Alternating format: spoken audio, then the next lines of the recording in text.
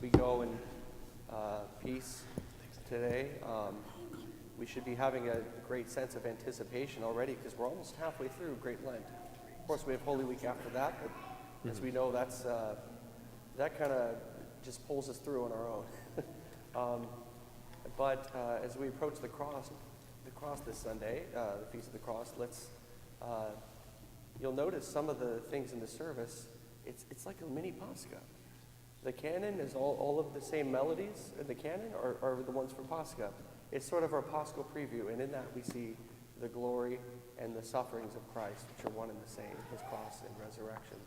So we get to sort of recalibrate at this midpoint of the fast. If we've been off course a little bit, we simply come to the cross and we say, okay, let me start over. Let me get back on track, or default to where I began at the start. But the cross is our strength because we see that in it the passions are crucified. The Christ was crucified, and it's a source of great power because the demons fear the cross. The demons fear the cross. Every time we make our stavro, the demons shudder in faith. When we do it in faith, not like we're playing the bouzouki, right? When we truly make our cross in faith, and the demons, they shudder. They shudder.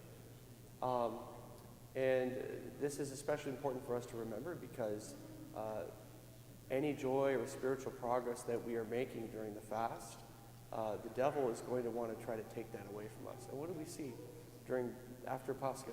Oh, Thomas Sunday is the least attended Sunday of the year, right? This is exactly the opposite of what you're doing. Oh, I'm churched out.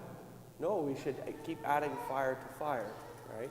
And then our faith and our zeal and our love for God gets stronger. So remember that the enemy of our salvation is seeking to take that joy away from us. But we respond simply and humbly to our Lord, and we make the sign of the cross, and we remember that the cross is the epitome of humble-mindedness. That though Christ was in the form of God, he didn't account that with his equality with God as something to be taken advantage of, something to seize, even in his economy and his incarnation. That he willingly emptied himself, taking the form of a servant, and that this is how he died on the instrument of torture. So the devil hates this because the devil's the opposite of humility. So let's remember that. We have the cross as our weapon and a source of renewed strength, an oasis in the midst of this fast. So good continuation and kalisinechia and all of the God's strength for us.